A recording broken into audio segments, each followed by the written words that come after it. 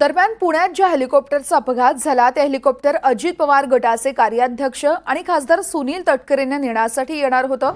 हे हेलिकॉप्टर पुण्याहून मुंबईला सुनील तटकरेंसाठी येत होतं।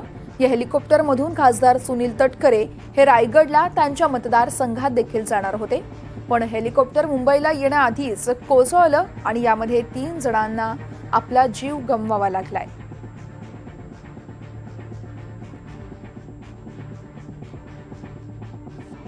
मी ज्या 3 लोकांचा दुर्दैवी मृत्यू त्या हेलिकॉप्टरच्या ॲक्सिडेंटमध्ये झाला त्यांना आदरांजली श्रद्धांजली अर्पण करते।